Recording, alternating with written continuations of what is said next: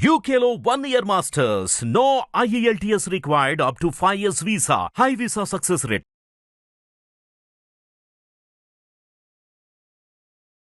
గురువుగారు శరన్నవరాత్రులకి సంబంధించి అమ్మవారి విశిష్టతకి సంబంధించి చాలా వీడియోస్ మనం చేస్తూ ఉన్నాం. ఇక ప్రతి ఒక్కళ్ళని ఆశీర్వదించేటప్పుడు నిత్య సుమంగళి అనేది ఒకటి ఆశీర్వదిస్తారు, నిత్య లక్ష్మీదేవి అని ఆశీర్వదిస్తారు. అంటే అమ్మవారి రూపాల్లో లక్ష్మీదేవికి అంతటి విశిష్టత ఉంది. ముఖ్యంగా ఏమిటి అంటే మనం పూజలు చేసేటప్పుడు కూడా మనకి ఏదైనా కావాలంటే సంపద ముందు లక్ష్మీ పూజనే కదా చేసుకుంటాం. మరి అమ్మవారి ఈ లక్ష్మీ అవతారం వెనకాల కానివ్వండి, అమ్మవారిని ఆ పూజించడం వల్ల కానివ్వండి కలిగే మేలు ఎలా చేసుకోవాలి, అసలు ఆ రోజున ఏ రకంగా సెలబ్రేట్ చేసుకోవాలి ఇది చెప్పండి. మనము లలితాదేవి అవతారం తర్వాత మహాలక్ష్మి అవతారానికి వస్తున్నాము. శుద్ధలక్ష్మి, మోక్షలక్ష్మి, జయలక్ష్మి, సరస్వతి, శ్రీలక్ష్మి, వరలక్ష్మి ప్రసన్న మమ సర్వదా. అంటే లక్ష్మీదేవి 8 విధాలుగా మనకు చెప్తున్నారు. ఇందులో మనకు అనేటువంటి ఒక ఏ దేవులు కూడా లేదు అమ్మవారి దగ్గర. అన్ని రకాలైన యొక్క శక్తులను మనకు ప్రసాదిస్తుంది లక్ష్మీదేవి. లక్ష్మీదేవి విష్ణుదేవుని యొక్క భార్య, శ్రీ మహావిష్ణువు యొక్క భార్య లక్ష్మీదేవి. ఈమె లక్ష్మీదేవి పాలసముద్రంలో నుంచి జన్మించింది, క్షీరాబ్ది జనంగా. అయితే ఈ లక్ష్మీదేవిని అంతకంటే ముందు రాజరాజేశ్వరి దేవి యొక్క కుడి కన్నులో నుంచి జన్మించింది అని చెప్పి కొన్ని గ్రంథాలు చెప్తున్నాయి. ఆమె మాయాశక్తి, సర్వశక్తి సమన్విత మాయాశక్తి స్వరూపమైనటువంటిదే లక్ష్మీదేవి. అయితే ఈ మాయాశక్తి స్వరూపిణి అయినటువంటి ఒక లక్ష్మీదేవి ఇక్కడక్కడ తిరగకుండా విష్ణుమూర్తి తన హృదయంలో బంధించుకున్నాడు. ఆమె చెంచలాయై నమః అంటారు. లక్ష్మీదాస అష్టోత్తరనామాలో చెంచలాయై నమః అని చెప్పి లక్ష్మీ చెంచల. దీనికి మనకు దత్త చరిత్రలో కూడా కొంత మనకు విషయం తెలుస్తుంది. ఈ లక్ష్మీదేవి చెంచలాదేవి ఇప్పుడు ఇక్కడ ఉంటుంది, రేపొద్దున నీ దగ్గరకు వస్తుంది, నీ దగ్గర కొంతకాలం ఉంటుంది, అక్కడి నుంచి దుమికి అక్కడ పోతుంది, ఒక దగ్గర స్థిరంగా ఉండదు. అందుకే ఆమె చెంచల అన్నారు. చంచలత్వమైన యొక్క మనస్తత్వం ఉన్నటువంటిది. అలాంటి మాయాశక్తి స్వరూపిణి ఆమె. అసలు మనకు దుర్గా సప్తశతిలో దాంట్లో కనుక కొన్నిట్లలో చూసినట్టయితే లక్ష్మీదేవే మూల కారణం సమస్త సృష్టికి అని కూడా చెప్తారు. అలాంటి లక్ష్మీదేవి డబ్బు ఒకటే ఇవ్వడం కాదు. మనం లక్ష్మీదేవి అంటే మనకేంటంటే డబ్బు ఒకటే అని చెప్పి మనం ప్రధానంగా మనం లక్ష్మి తీసుకుంటున్నాం, కానీ ఆమె సమస్తము ఇవ్వగలదు. నువ్వు ఏది కోరుకున్నా ఆమె సేవ చేసినా ఇవ్వగలదు. ఆమె మాయాశక్తి స్వరూపిణి కాడి మాయగా మన వెంబడి తిరుగుతూ ఉండబడేటువంటి ఒక శక్తి స్వరూపిణి ఆమె. మహాలక్ష్మి, మహాకాళి, మహాగౌరి, మహాసరస్వతి. దీంట్లో మహాకాళి అనేటువంటిది మనకు యుద్ధ ప్రయత్నం దాంట్లో అది కొద్దిగా దూరంగా ఉంటుంది. మహాలక్ష్మి, మహాసరస్వతి, మహాగౌరి ఈ ముగ్గురు కూడా మన చుట్టే ఉంటారు. పురుషులే కావచ్చు, మనం పురుషులమే కావచ్చు, స్త్రీలమే ఎవరైనా సరే మన చుట్టూ తిరుగుతూ ఉంటారు. అది మనము తెలుసుకోలేము.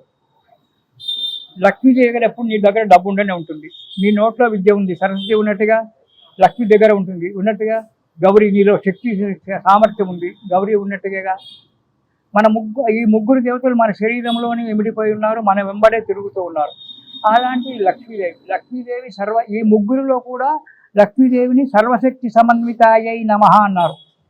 సర్వస్తమైనటువంటి ఒక శక్తిలో కూడుకున్నటువంటి ఒక మాయా బీజము కలిగినటువంటి ఒక దేవి లక్ష్మీదేవి. మరి ఈ లక్ష్మీదేవి అవతారాలలో ఎందుకు వచ్చిందయ్యా విష్ణుమూర్తి పక్కకు ఉండకుండా అని అంటే, ఈ మహాదేవి మధుకైటబులను చంపడానికి అనేటువంటి ఒక ఉద్దేశంలో అమ్మవారు అప్పుడు మన చండీ సప్తశతిలో ముందు లక్ష్మీదేవి యొక్క అవతారం చెప్తారు.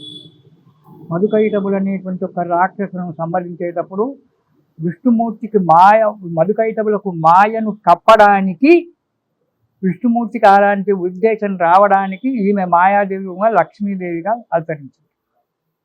అప్పుడు అది ఎక్కడి నుంచి ఆ ఆదిశక్తి అయిన ఒక రాజరాజేశ్వరి యొక్క కుడి నేత్రంలో నుంచి అమ్మవారు జన్మించింది. ఎంత ప్రాముఖ్యం ఉంటుంది నేత్రానికి మనకు.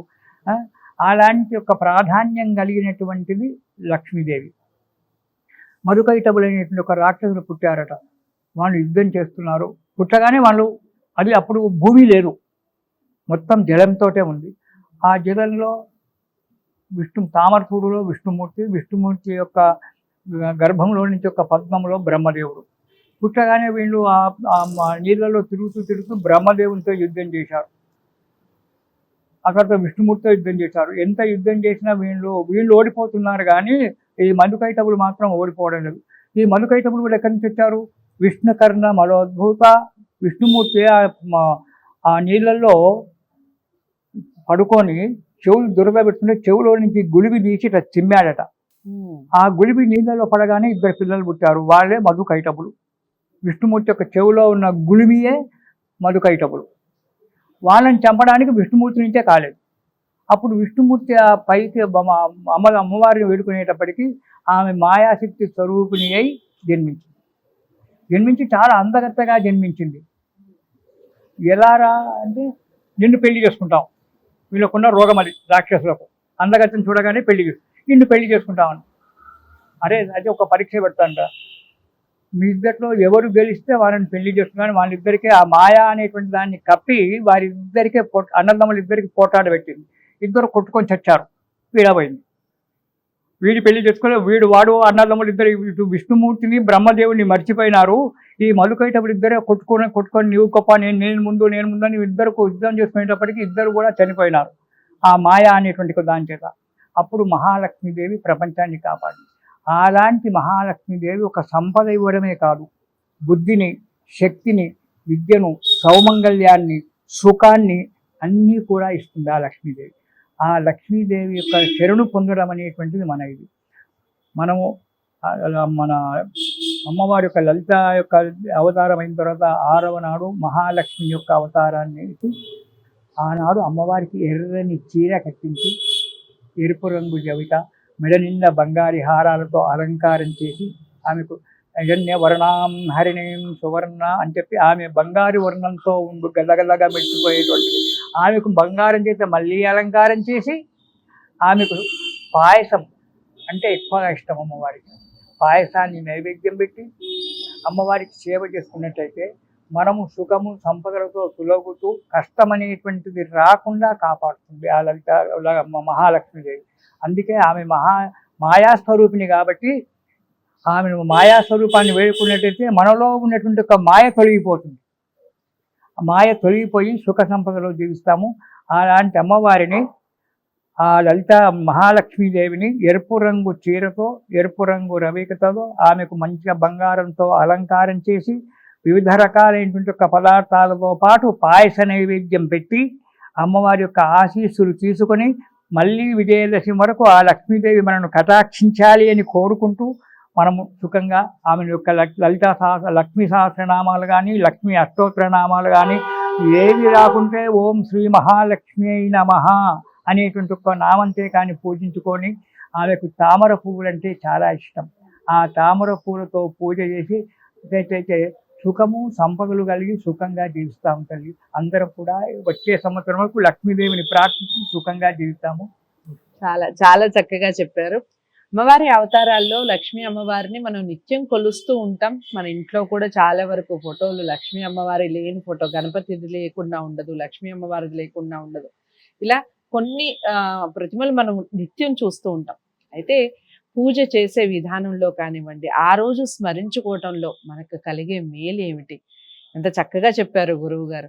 అందరూ మళ్ళీ వచ్చే విజయదశమి వరకు సుఖ సంతోషాలతో భోగభాగ్యాలతో ఉండాలి అంటే లక్ష్మీ అమ్మవారిని ఖచ్చితంగా స్మరించుకోండి, పూజ చేసుకోండి. ఈ శరన్నవరాత్రులు ఆనందోత్సాహాల మధ్య జరుపుకోండి. తదుపరి వీడియోలో మరో అమ్మవారి అవతారం యొక్క విశిష్టత తెలుసుకుందాం. ఈ వీడియోని లైక్ చేసి షేర్ చేయండి. ఛానల్ని సబ్స్క్రైబ్ చేసుకోండి. గురుగారిని కలవాలి అనుకుంటే స్క్రీన్ మీద కలపడే నెంబర్కి కాల్ చేయండి.